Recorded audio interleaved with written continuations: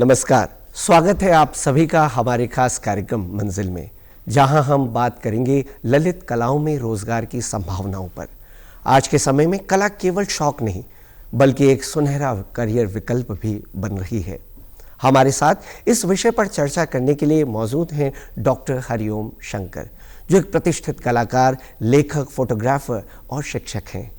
तो आइए आपकी उनसे मुलाकात कराते हैं। डॉक्टर साहब, आपका बहुत बहुत स्वागत है हमारे कार्यक्रम मंजिल में।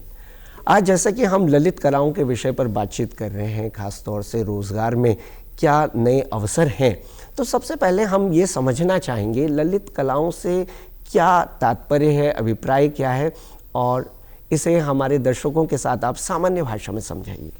ललित कला वास्तव में कोई नई कला नहीं है, कोई नई विधा नहीं है।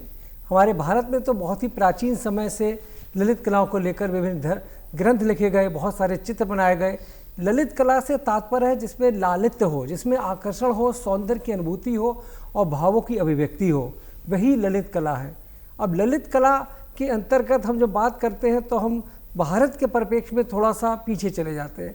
हम देखते हैं कि हमारे प्राचीन काल में बहुत सारे ग्रंथ लिखे गए जिसमें कलाओं पर चर्चा हुई। उन्हीं को आधार बनाकर जो हमारे यहाँ बहुत सारे चित्र बने, जिसमें हम लोग देखेंगे कि वात्स्यायन ने एक ग्रंथ लिखा कामसूत्र, जिसमें उन्होंने 64 कलाएँ बताईं।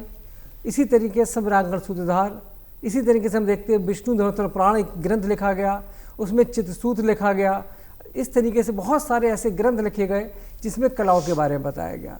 लेकिन ललित कला यानी कि जिसमें लालित्य हो, जिसमें सौंदर्य हो, उसके बारे में भी विस्तार से बतलाया गया है। और ललित कला के बारे में जब हम भारतीय परिप्रेक्ष्य में बात करते हैं तो हम लोग देखते हैं कि ललित कला के अंतर्गत जो बहुत सारी कलाएँ आ जाती हैं। जैसे कि 64 कलाओं की बात मैंने करी तो उसमें देखेंगे हम लोग चित्रकला भी ललित कला का एक हिस्सा है, मूर्ति कला है, और क्या कहते हैं संगीत भी है, काव्य भी है, वास्तुकला जिसे आर्किटेक्चर कहते हैं ये भी है। और ललित कला वास्तव में इतनी व्यापक क्षेत्र है, इतना व्यापक हो जाता है कि विद्यार्थियों को कहना चाहिए कि इतने ज़्यादा जगह मिल जाती हैं काम करने के लिए कि वो किसमें स्पेशलाइजेशन चाहते हैं वो कर सकते हैं। तो ललित कला वर्तमान में जो स्वरूप देख रहे हैं उसमें परिवर्तन हुआ है। समय के संग संग उसमें बहुत सारी अन्य विधाएं, कलाएं जुड़ी हैं, लेकिन ललित कला प्राचीन समय से ही, प्राचीन काल से ही बहुत ही समृद्ध रही है। जी डॉक्टर साहब, आपका बहुत ही लंबा अनुभव है और लंबे समय से आप ललित कलाओं पर कार्य कर रहे हैं। भारतीय संदर्भ में अगर हम बात करें और आज के समय में इसका क्या महत्व आप देखते हैं इस विषय का? देखिए, वर्तमान परिप्रेक्ष्य में जैसा कि जो एक भूमंडलीकरण का दौर चल रहा है, हर चीज़ जो है पूरे विश्व में जुड़ गई है कहीं ना कहीं, तो उस तरीके से ललित कला भी जुड़ती हुई प्रतीत होती है। ललित कला के अंतर्गत जितनी कलाएं आती हैं वह सभी कलाएं कहीं ना कहीं एक दूसरे से जुड़ी हुई है। तो जब आप देखेंगे कि ललित कला से प्रत्येक व्यक्ति कहीं ना कहीं जुड़ा हुआ है, मैं, आप, जो भी व्यक्ति है या जो दर्शक हमारे देख रहे हैं वो भी, जब प्रातः काल से उठकर रात्रि तक वो जब जितनी भी क्रियाओं में संलग्न रहते हैं वो कहीं ना कहीं ललित कला का हिस्सा हैं। बिल्कुल। जब वो सो के उठते हैं तो देखते हैं जिस बेडशीट्स पे वो सोए थे वो बेडशीट भी चित्रकला से संबंधित रही। जी। वो भले ही वो टेक्सटाइल डिजाइनिंग का है लेकिन उसमें चित्र बने हैं चित्रकला से। और उसके बाद जो नित्य क्रियाएं करी उसमें भी कहीं ना कहीं अन्य कलाएं समाहित हैं। तो हम लोग देख पाते हैं कि जो ललित कलाएं हैं वो भारतीय जीवन दर्शन का एक महत्वपूर्ण हिस्सा है। जी। और भारतीय दर्शन में कला को एक साधना बतलाई गई। हम देखेंगे कि वहाँ पर जो चित्रकार है, मूर्तिकार है, वो केवल एक कलाकार नहीं है, वो एक साधक है, वो एक योगी है। बाकायदा हमने देखा कि सम्रांगण सूत्रधार एक ग्रंथ लिखा गया प्राचीन काल में, या मार्कंडेय मुनि द्वारा विष्णु धरोहर पुराण लिखा गया। उन सब में बाकायदा बताया गया है कि जो चित्रकार है वो एक योगी है और जो चित्रणकार है वो उसके लिए एक साधना है कि उसे बाकायदा जब चित्रण कार्य करे तो वो सुबह उठ के अपने स्नान आदि ग्रहण करके पूजा करने के बाद पीले वस्त्र पहन के पूर्व दिशा में मुँह करके फिर चित्रण करे, यानी कि चित्र बनाना जो है केवल एक चित्र बनाना नहीं है, एक साधना है। और इसीलिए जो चित्रकार है वो एक योगी है। तो भारतीय दृष्टिकोण या भारतीय दर्शन में चित्रकला का बहुत ही महत्वपूर्ण और बहुत ही उच्च स्थान। जी, बहुत ही सुंदर आपने कहा। और चित्रकला का हमारे जीवन से और जीवन से जुड़ी हुई है, क्योंकि जीवन में जब रंग, अगर हम कहें कि रंग है तो चित्रकला के माध्यम से रंग भी भरते हैं। बहुत ही सुंदर डॉक्टर साहब। अब हम जानना चाहेंगे कि ललित कलाओं की कौन कौन सी विधाएं हैं, ये सामान्य रूप से आप हमें बताएं जिससे हमारे जो दर्शक हैं वो इसके बारे में जानकारी प्राप्त कर सकें। ललित कलाओं की जब बात करते हैं दर्शकों, तो हम लोग ने ये देखा है कि प्राचीन काल में 64 कलाएँ, 72 कलाएँ, 26 कलाएँ अलग तरह से बताई जाती रही। लेकिन आप देखिए, जब 18वीं 19वीं शताब्दी में एक जर्मन फिलोसफर आया हीगल, उसने इन ललित कलाओं का वर्गीकरण किया। उसने कहा कि साहब ललित कलाएँ 5 हैं, जिसमें 3 जो हैं दृश्य कलाएँ हैं, चित्रकला, मूर्तिकला और वास्तुकला। वास्तु से तात्पर्य है आर्किटेक्चर, स्थापत्य कला।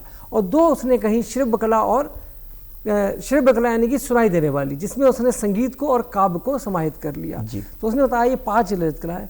लेकिन समय के संग टेक्नोलॉजी के साथ साथ जो परिवर्तन आए, तो आज की डेट में हम लोग देखते हैं कि ललित कलाओं के अंतर्गत जो है वो हमारी कंप्यूटर भी आ गया है, उसमें डिजिटलाइजेशन भी आ गया है उसमें, और कंप्यूटर आर्ट भी आ गई है, इलस्ट्रेशन भी आ गया है, टेक्सटाइल डिज़ाइनिंग भी आ गई है, फोटोग्राफी भी आ गई है। इस तरीके से उसमें आज की डेट में ललित कला में बहुत सारी अन्य कलाएँ भी समाहित हैं। जी डॉक्टर साहब, आज जैसे कि हम ललित कलाओं में रोज़गार की संभावनाओं पर बातचीत कर रहे हैं, तो इसमें कौन कौन से फाइन आर्ट्स के कौन कौन से कोर्सेज हैं जो हमें जानने चाहिए और जहां पर जो अभ्यर्थी वो अपना भविष्य बना सकते हैं? आज के समय में जैसा कि डॉक्टर, इंजीनियर बनाना चाहते हैं लोग अपने बच्चों को, उसी तरीके से ललित कलाओं में भी भविष्य है बच्चों का। क्योंकि ललित कला के अंतर्गत इतनी विधाएं हैं, इतने कोर्सेज हैं, जिसमें बच्चा करके अपने बहुत आसानी से और बहुत अच्छा रोजगार पा सकता है। हम देखते हैं कि ललित कला के अंतर्गत अगर बच्चा 10-12 तक पढ़ा हुआ है, तो उसके बाद वो डिप्लोमा कोर्सेज हैं, 2 year 1 year diploma courses, diploma in drawing and painting, diploma in fine arts, diploma in sculpture, diploma in digital art, इस तरीके से कर सकता है। उसके बाद फिर वो डिग्री कोर्सेज कर सकता है, BFA, bachelor of fine arts. Bachelor of fine arts के साथ साथ वो अगर चाहे तो बैचलर ऑफ विजुअल आर्ट भी कर सकता है। उसके बाद मास्टर्स डिग्री कर सकता है, वो मास्टर ऑफ फाइन आर्ट्स, जिससे हम लोग MFA कहते हैं। उसके बाद वो साथ साथ अगर चाहे तो वो मास्टर ऑफ विजुअल आर्ट भी कर सकता है। इसी तरीके से फाइन आर्ट्स में उच्च शिक्षा में जाना चाहता है, अगर वो चाहता है कि वो प्रोफेसर बने किसी यूनिवर्सिटी में, तो वो नेट कर सकता है फाइन आर्ट्स की किसी भी स्पेशलाइजेशन, जिसमें चाहे ड्राइंग पेंटिंग में रहा हो, उसका स्कल्पचर में रहा हो, फोटोग्राफी में रहा हो, अप्लाइड आर्ट्स में, ग्राफिक्स में, और नेट के से हमको PhD भी कर सकता है। तो इस तरीके से उसके पास बहुत ज़्यादा अब जो है वो क्षेत्र हैं काम करने के। व्यापक क्षेत्र है और अपनी रुचि के अनुसार वो कोर्सेज को कर सकता है और आगे अपने रोजगार के अवसर इसमें प्राप्त कर सकता है। डॉक्टर साहब, इस ललित कलाओं के क्षेत्र में जो न्यूनतम योग्यता है, अगर हम इस पर बातचीत करें, तो वो क्या है? देखिए, अगर बच्चा जो है चाह रहा है ग्रेजुएशन करना जी, तो उसके लिए 10+2 है। बस यहाँ पर ये बाध्यता नहीं है कि वो 12th जो है वो ड्राइंग पेंटिंग से ही हो या स्कल्पचर से हो।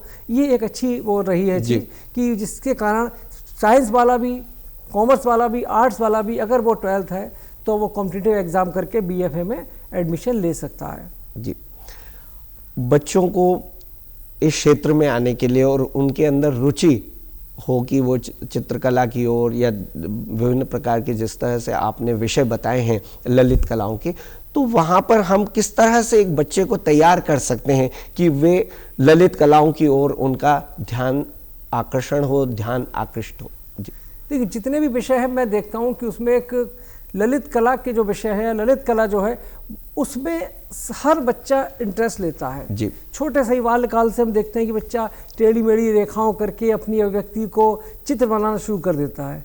भला ही वो बाद में जाके डॉक्टर बने, इंजीनियर बने, साइंटिस्ट बने, तो जो कला है वो सब में ही समाहित है जी। बस ये हमें देखना होता है कि बच्चा जो ललित कला की किस विधा में इंटरेस्ट ले रहा है और वो किस तरीके से उसमें काम कर रहा है जी। तो बाल्यकाल से ही कुछ बच्चे तैयार हो जाते हैं, लेकिन अगर उन्हें सही समय पर, यानी कि वो जब 9th-10th में आ रहे हैं, 8th के बाद उन्हें सही दिशा दी जाए कि उन्हें ललित कला की तरफ अग्रसर किया जाए और ये देखा जाए बच्चे का स्वयं का इंटरेस्ट इसमें बहुत महत्वपूर्ण है।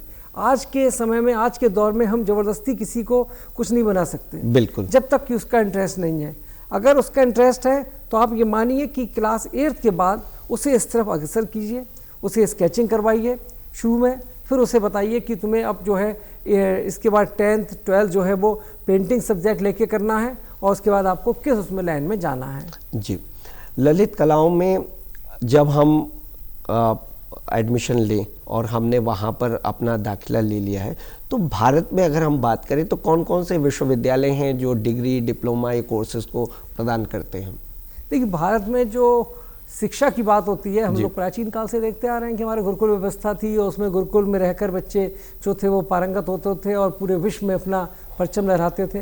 लेकिन आधुनिक काल में ब्रिटिश पीरियड में जो एक आर्ट स्कूल की परंपरा शुरू हुई, जो उन्हें कला विद्यालय खोले अंग्रेज़ों ने, उसके बाद हमने देखा कि एक स्पेशल ऐसी जगह बनी जहाँ पर विद्यार्थी केवल कला ही सीख रहा है। जैसे आप देखेंगे जे स्कूल ऑफ आर्ट्स बॉम्बे बहुत अच्छे कला महाविद्यालयों में से है, वहाँ पे आप अलग अलग कोर्सेज कर सकते हैं।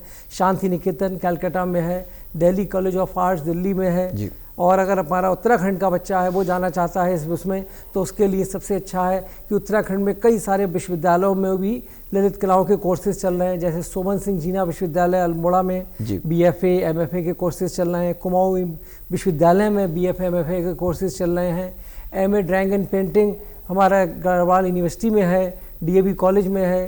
तो इस तरीके से उत्तराखंड से लेकर हम देखते हैं भारत के बहुत सारे ऐसे प्रतिष्ठित विश्वविद्यालय कला महाविद्यालय हैं जिनसे विद्यार्थी BFA MFA और उच्च डिग्रियां प्राप्त कर सकता है। जी, देश में ही नहीं बल्कि हमारे राज्य में भी अपार संभावनाएं हैं और ऐसे विश्वविद्यालय और ये सारी चीज़ें यहाँ पर हैं कि बच्चे विद्यार्थी वहाँ पर जाकर के कोर्स और डिग्रियाँ हासिल कर सकते हैं। डॉक्टर साहब, सरकारी और निजी क्षेत्र की अगर हम बात करें तो यहाँ पर बच्चों का कितना भविष्य आपको किस तरह का लगता है, या जो संभावनाएं हैं सरकारी और निजी क्षेत्र में? जी, मैं तो ऐसा मानता हूँ कि आज के इस कॉम्पिटिटिव दौर में, जैसे कि हम देख पाते हैं, ललित कला के क्षेत्र में कैरियर बनाना अन्य विषयों के मुकाबले आसान है और उच्च स्तर तक आपको ले जाएगा। ललित कला के क्षेत्र में अगर हम लोग वर्गीकरण करें, डिफाइन करें कि अगर देखते हैं सरकारी क्षेत्र में भी उतनी ही संभावना है जितनी कि निजी क्षेत्र में। सरकारी क्षेत्र में देखेंगे हम लोग कि बहुत सारे क्या कहते हैं महाविद्यालय विश्वविद्यालय में assistant professor, associate professor, professors painting और स्कल्पचर, ग्राफिक्स, प्रिंट मेकिंग आदि में होते हैं। इसके बाद हम लोग देखते हैं कि भारत सरकार के बहुत सारे ऐसे संस्थान हैं, चाहे आपका गेल हो, सेल हो, यहाँ तक कि रेलवेज़ हो, इन सब में आर्टिस्ट का पद होता है। तो विद्यार्थी सेंट्रल गवर्नमेंट जॉब में भी जा सकते हैं। इसके साथ साथ इलस्ट्रेटर का भी होता है काम, उसमें भी कर सकते हैं। TV चैनल्स में जा सकते हैं। आज के टाइम में तो गवर्नमेंट जॉब के साथ साथ प्राइवेट जॉब में भी उतनी ही संभावना है और अपना खुद का भी काम कर सकते हैं। हम देखेंगे निजी क्षेत्र में अगर जाना चाहते हैं वो लोग, अगर प्राइवेट सेक्टर में, तो उनके लिए भी अपार संभावनाएं हैं। आज के टाइम में इतने प्राइवेट न्यूज़ चैनल्स हैं, बहुत सारी फिल्में बन रही हैं, उन सब में आर्टिस्ट चाहिए होता है, उन सब में इलस्ट्रेटर चाहिए होता है, उसमें विजुअलाइजर चाहिए होता है। ये सब फाइन आर्ट्स की विधा है। फाइन आर्ट्स से रिलेटेड कोर्सेज करेंगे, उसके बाद आप इन क्षेत्रों में भी चले जाएंगे। एडवर्टाइजिंग एजेंसी में अपना करियर बना सकते हैं, उसमें बहुत स्कोप है और काफ़ी ऊपर तक आप जा सकते हैं। जी, ये बात हो गई है निजी और सरकारी क्षेत्र की। अगर बच्चे स्वयं अपना रोजगार करना चाहें, जो अभ्यर्थी हैं, विद्यार्थी हैं, तो यहाँ पर आप क्या देखते हैं कि स्वयं अपना काम, अपने हाथ वाली बात अगर हम करें तो स्वयं अपना व्यवसाय अगर वो चाहते हैं शुरू करना, तो उसमें आप कितनी रोजगार की संभावनाएं देखते हैं? देखिए, फाइन आर्ट्स एक्चुअल में क्रिएटिव सब्जेक्ट है। बिल्कुल। और क्रिएशन के लिए क्या है, एक इंडिविजुअल व्यक्ति के अंदर जो क्रिएटिविटी होती है उसी को लेके आना होता है उसे सामने। तो वो अपना अगर व्यवसाय करेगा तो एक आर्टिस्ट के तौर पे भी कर सकता है। अगर एक फ्रीलांस आर्टिस्ट के तौर पे काम करेगा और उसने कड़ी मेहनत और उसका अच्छी परफॉर्मेंस रही, तो एक सफल आर्टिस्ट के तौर पे भी वो स्थापित हो जाएगा समाज में।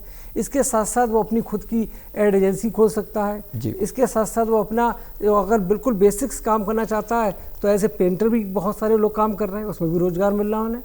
और उसके अलावा आज के हम लोग देखते हैं कि बहुत सारे चैनल्स हैं जो हमें ये प्लेटफॉर्म दे रहे हैं कि उस पर अपना विज्ञापन कीजिए और लोग घर बैठे अपने पोर्ट्रेट बनवा रहे हैं, लोग पेंटिंग्स बनवा रहे हैं।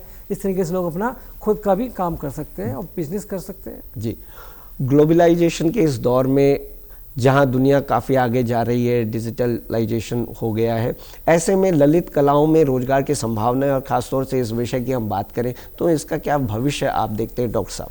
नहीं, डिजिटल बहुत अच्छा क्वेश्चन आपने किया, जी। क्योंकि वर्तमान जो समय है वो वास्तव में एआई का या कंप्यूटर का या डिजिटलाइजेशन का जी। समय है।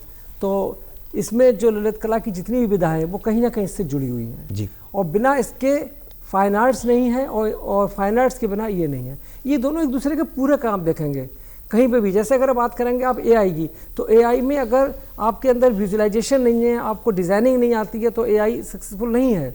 इसी तरीके से आप देखते हैं कंप्यूटर में अगर कोई भी वर्क कर रहे हैं, चाहे आप कोलर ड्रॉ पे काम कर रहा है बच्चा, चाहे इलस्ट्रेटर आता है कभी सॉफ्टवेयर उस पर काम कर रहा है, तो वो तभी कर पाएगा टेक्नोलॉजी को जब उसके अंदर वो एक विज़न है, उसे पेंटिंग की, ड्राइंग की एक बेसिक नॉलेज है।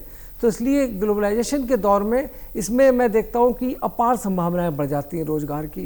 जैसे यूरोपियन कंट्रीज़ हैं, उस वो लोग अपने बहुत सारे इंडियंस देखते हैं यहाँ से कोर्सेज वगैरह करके वहाँ जाते हैं और वहाँ पे उन लोग को जॉब मिल रहे हैं, इस क्षेत्र में भी बहुत अच्छे अच्छे जॉब मिल रहे हैं। जी, अगर हम विदेशों की बात करें तो भारत के अतिरिक्त अगर जो विद्यार्थी चाहते हैं कि विश्व भर में जाएँ और अलग अलग देशों में इस क्षेत्र में अपने आप को स्थापित करना चाहते हैं, तो विदेशों में कहाँ पर, भारत के अतिरिक्त डॉक्टर साहब कहाँ पर इसकी संभावनाएं ज़्यादा हैं जहाँ पर हमारे अभ्यर्थियों को, विद्यार्थियों को ज़्यादा रोजगार मिल सके?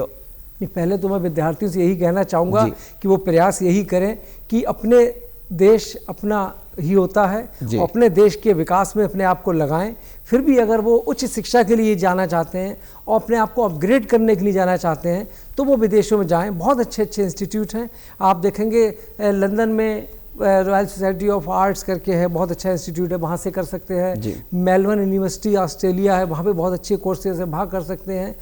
उसके बाद आप देशों में ऐसी यूनिवर्सिटीज़, ऐसी टेक्नोलॉजी हैं जो भारत में भी हैं। अब वो समय नहीं रहा कि हम लोग कुछ नया सीखने के लिए विदेश जाएं। अब वो सब सुविधाएं हमारे पास हैं भारत में ऑलरेडी, लेकिन फिर भी कुछ लोगों को ये ख्वाहिश रहती है कि मैं यहाँ से ज़्यादा धन कमाऊँ। धन की लालसा में, या कह दें कि अपने आप को और अधिक अपग्रेड करने में कुछ लोग विदेश में जाना उचित समझते हैं। लेकिन मेरा मानना है कि ये भारत में भी वही संभावनाएं, यहाँ रहकर भी वो लोग उससे ज़्यादा पैसे कमा सकते हैं। उनके अंदर हुनर है, उनके अंदर टैलेंट है और उनके अंदर कुछ करने का जज्बा है। तो विदेश जाके पैसा कमाने से ज़्यादा अच्छा तो यही होगा कि अपने देश के विकास में अपने देश के लिए काम करें। बिल्कुल, अपना देश और अपनी माटी से जुड़े रहेंगे तो ज़्यादा आगे बढ़ेंगे। बिल्कुल डॉक्टर साहब, ललित कलाएँ आर्ट्स का विषय है, लेकिन हम जानते हैं कि इसमें क्या विज्ञान और कॉमर्स क्षेत्र के जो विद्यार्थी हैं उनके लिए करियर की कितनी संभावनाएं आप देखते हैं इसमें? मैंने खुद भी देखा है, कुछ विद्यार्थी मेरे यहाँ भी आते हैं कि जिनका अचानक एक चेंजेस आया उनके अंदर। शुरू में वो चाहते थे कि मैं इंजीनियर बनूंगा या डॉक्टर बनूंगा, लेकिन 10th 12th करते करते कुछ पारिवारिक कारणों से, कुछ उनका अपना पढ़ाई नहीं हो पाई इस कारणों से या अन्य और कारणों से, उनमें ये लगा नहीं मैं तो पेंटिंग ज़्यादा अच्छी कर लेता हूँ इसके कि मैं जो हूँ वो एक वैज्ञानिक बन के इतना अच्छा काम नहीं कर पाऊँगा। तो उसके लिए बहुत बड़ा उनके लिए संभावनाएं हैं। जितने भी विश्वविद्यालय हैं, अगर वो बच्चा BFA करना चाहता है तो उसका, क्योंकि ऑल इंडिया एंट्रेंस एग्ज़ाम होता है, उसकी मिनिमम क्वालिफिकेशन ही ग्रेजुएशन है किसी भी उसमें स्ट्रीम में। हाँ, साइंस, आर्ट, कॉमर्स किसी में भी करा होगा तो वो अपना प्रवेश परीक्षा देकर इसमें एडमिशन ले सकता है और फिर BFA के बाद MFA, MFA के बाद आगे उच्च शिक्षा ले सकता है। तो फाउंडेशन नहीं है इसमें। जी डॉक्टर साहब, क्या डिग्री, डिप्लोमा और कोर्स करने से इस क्षेत्र में आगे बढ़ा जा सकता है, या फिर अपने अंदर योग्यताएं जो है, जो हमारे अंदर योग्यता होती है, वो इसमें कहीं ना कहीं ज़्यादा कारगर रूप में काम करती है? फाइन आर्ट वैसे, जैसा कि मैंने पूर्व में भी कहा, ये क्रिएटिव है जी। एक उसके अंदर कहीं ना कहीं आपकी खुद की भाव व्यक्ति है, खुद की अपनी रचनात्मकता है, आपके खुद के अपनी जो है क्रिएशन है उसमें। तो ये इसमें केवल डिग्रियां काम नहीं आती जी। डिग्रियां आपने ले ली और उसके बाद आप सोचे एक अच्छे आर्टिस्ट बन जाएं, एक अच्छे प्रोफेसर बन जाएं फाइन आर्ट्स के, वो नहीं है। जब तक कि आपके अंदर लगन, हुनर और आपके अंदर खुद का एक जज्बा नहीं होगा काम करने का और चीज़ों को एक नए नज़रिए से देखने का आपका वो नहीं होगा तरीका, तब तक आप एक अच्छे आर्टिस्ट नहीं बन सकते जी। तो एक अच्छे आर्टिस्ट बनने के लिए आपको कड़ी मेहनत करना है। कोई भी कला हो उसमें रियाज की बहुत ज़रूरत होती है, प्रैक्टिस की बहुत ज़रूरत होती है। तो प्रैक्टिस के लिए आर्ट्स में अगर आप चित्रकला में भी बनाना चाह रहे हैं तो आपके अंदर स्केचिंग करने से लेकर लास्ट में कलरिंग करने तक जो उसके स्टेप बाय स्टेप बताए गए हैं, उसे मेहनत करके उस मुकाम तक पहुंचा जा सकता है, ना कि केवल कागज इकट्ठे करके। मेरा ऐसा मानना है। बहुत सुंदर आपने कहा। डॉक्टर साहब, जो लोग ललित कलाओं में भविष्य देखते हैं और रोजगार की जिस तरह से संभावनाएं, इसमें अपार संभावनाएं आपने बताई हैं, तो आप इनके लिए क्या मैसेज देना चाहेंगे, संदेश देना चाहेंगे इस कार्यक्रम के माध्यम से? मैं तो ललित कला में जितने भी विद्यार्थी इंटरेस्ट रखते हैं, रुचि रखते हैं, मैं तो उनसे यही कहना चाहूँगा कि यह विषय भी वैसे ही महत्वपूर्ण है जैसे कि आपके लिए गणित, आपके लिए विज्ञान, आपके लिए कॉमर्स, बल्कि ये आज के टाइम में, वर्तमान समय में ललित कला की जितनी भी विधाएं हैं वो अन्य विषयों के मुकाबले ज़्यादा सफल होने के रास्ते दिखलाती है, क्योंकि इसकी बहुत सारी विधाएं हैं और इसका क्षेत्र बहुत व्यापक है। तो आप कड़ी मेहनत कीजिए, आप शुरू से ही ये बात मानिए कि मुझे एक अच्छा चित्रकार बनना है, मुझे एक फिल्म मेकर बनना है, मुझे एक फोटोग्राफर बनना है। तो आप शुरू से इसको मानकर कड़ी मेहनत कीजिए और एक अच्छे चित्रकार, आर्टिस्ट बनने के लिए आपकी सतत प्रयास, कंटिन्यूस स्टडी, आपका डेडिकेशन यही काम आता है और इससे ही आपको सफलता मिलती है। आप एक प्रतिष्ठित शिक्षक हैं, इसके साथ ही ललित कलाओं में आपको विशेष योग्यता प्राप्त है। डॉक्टर साहब, हम चाहते हैं कि इस कार्यक्रम के माध्यम से आप अपने अनुभव को हमारे दर्शकों के साथ साझा करें, जिससे वो ज़्यादातर वो प्रेरणा तो उनको मिलेगी ही, लेकिन इस क्षेत्र में वो आगे ज़्यादा से ज़्यादा आएंगे और उनको सही जानकारी इस कार्यक्रम के माध्यम से मिलेगी। जी, मेरा खुद का अपना अनुभव है, आपको बताता हूँ। मैं जब मैं स्कूलिंग में था तो मैं एक डॉक्टर बनना चाहता था। बहुत सुंदर। हाँ, चूँकि मेरे फादर भी प्रोफेसर थे और फाइन आर्ट्स के प्रोफेसर थे, तो मैं डॉक्टर बनना चाहता था और मैं अपने उसी में लगा रहता था कि मुझे डॉक्टर बनने के लिए क्या करना होगा। लेकिन मेरे अंदर एक जुनून था कला के लिए, तो छोटे से ही मुझे पेंटिंग बनाना, आर्ट कंपटीशन में जाना और वहाँ पे प्रतियोगिताओं में मुझे प्राइज़ जीतना। जब ये जीतने लगा तो मैंने ये सोचा कि मुझे अब किस लाइन में जाना चाहिए। सबसे अच्छा शिक्षक हर किसी का उसकी माँ, उसके पिता होते हैं। जी। तो मेरे पिता ने बताया कि तुम्हारा डॉक्टर बनने का सपना है, तो डॉक्टर तुम एक शिक्षक के साथ ही बन सकते हो। मुझे समझ में नहीं आया, मैं छोटा था, कैसे? बोले डॉक्टर तुम लिख सकते हो, तुम्हें लोग डॉक्टर ही कहेंगे, लेकिन तुम्हारा जो जुनून है चित्रकला के प्रति, मेरा चित्रकला के प्रति बचपन से बहुत जुनून था। मैंने छोटे से ही बहुत सारी प्रतियोगिताओं में प्राइज़ जीतना शुरू करे, पेंटिंग बनाना शुरू करी। इवन मुझे ललित कला एकेडमी की तरफ से मेरी पेंटिंग सेलेक्ट हुई, अवार्ड मिला, उससे गवर्नमेंट ऑफ उत्तर प्रदेश ने पब्लिश करवाया, सारे डिपार्टमेंट भिजवाई। इवन तो फिर मैंने ये सोचा कि नहीं, जिस चीज़ में मेरा जुनून है वही, उसी को मुझे अपना कैरियर बनाना चाहिए। बिल्कुल। जुनून अलग है, शौक अलग है। मुझे शौक क्या था? फोटोग्राफी का था। जी हाँ, छोटे से मैं फोटोग्राफी करा करता था, डिप्लोमा मैंने फोटोग्राफी कर रखा था। साथ में मुझे आनंद आता था लिखने में। मैं छोटे में कविता लिखना, कहानी लिखना, तो वो लेखन भी मेरा चला। तो मेरे पिताजी ने बताया कि तुम अपना जुनून, अपना शौक और जिसमें तुम्हें आनंद आ रहा है, तीनों रख सकते हो। मैंने ऐसा संभव ही नहीं है। बोले कैरियर बनाओ अपना पेंटिंग में, जो जुनून होता है वही कैरियर बनता है, तो उसमें सफलता मिलती है और आप उपलब्धियां प्राप्त करते हैं जी जुनून से। और जिसमें आपको आनंद आ रहा है, ये जो आपका शौक है, वो आप कीजिए, इसलिए कि जुनून आपका है वो आपकी चरम सीमा तक पहुँचे। जी, किसी भी चीज़ को चरम सीमा तक पहुँचाने के लिए भी तो कुछ आपको चाहिए जिसमें आप वहाँ तक पहुँच सकें। जी डॉक्टर साहब, इसमें एक प्रश्न मैं ज़रूर जोड़ना चाहूँगा। जैसे कि कोई भी कोर्स हम करते हैं तो उसमें आर्थिक रूप से ज़्यादा इसमें लोग चाहते हैं, दिक्कत भी आती है। तो ललित कलाओं में जो अपने करियर को बनाना चाहता है, रोज़गार प्राप्त करना चाहता है, तो आर्थिक रूप से उसे किस तरह से आप देखते हैं, क्या नज़रिया है? हमारे यहाँ क्या है, हमारे समाज में कुछ धारणाएं हैं और कुछ हम देखते हैं हमारे समाज में अपवाद हैं, और कुछ लोग बागों ने ऐसी धारणाएं बना रखी होती हैं कि फाइन आर्ट्स में जाओगे तो बहुत महंगा कोर्स है। लेकिन वर्तमान में आप देखिए कितनी सुविधाएं हैं, बैंक फाइनेंस कर रहे हैं, वहाँ से आप फाइनेंस करा सकते हैं और बहुत सारी स्कॉलरशिप्स मिलती है, भारत में भी, भारत के बाहर भी जाने के लिए। हाँ, ये तो है कि फाइन आर्ट्स जैसे अन्य ह्यूमैनिटीज़ या मानविकी के विषय हैं, उनके मुकाबले तो महंगा शौक है जी, क्योंकि इसके रंग, इसके ब्रश, इसके कैनवासेस और चीज़ें इसकी महंगी हैं। लेकिन हमारे पास सुविधाएं हैं। अगर कोई बच्चा ऐसा है, इसकी आर्थिक स्थिति बहुत अच्छी नहीं है और वो चाहता है कि एक बहुत अच्छा आर्टिस्ट बनना, तो उसके लिए सुविधाएं भी हैं कि वो जब पढ़ेगा तो उसे स्कॉलरशिप मिलेगी, और आगे जाना चाहेगा तो उसके लिए अब तो जो है बैंक्स वगैरह अपने ये देते हैं, एजुकेशन लोन भी देते हैं, उससे भी वो पढ़ाई कर सकता है। जी, बहुत ही सुंदर ये चर्चा आपके साथ रही इस विषय पर। डॉक्टर साहब, आपने समय दिया है, इसके लिए आपका बहुत बहुत धन्यवाद। धन्यवाद बहुत बहुत आपका। तो साथियों, आज की चर्चा से यह स्पष्ट हुआ कि ललित कला केवल एक रुचि नहीं बल्कि रोजगार और स्वरोजगार के अनगिनत अवसर प्रदान करने वाला क्षेत्र है। अगर आपके अंदर रचनात्मकता है तो यह क्षेत्र आपके लिए बेहतरीन विकल्प हो सकता है।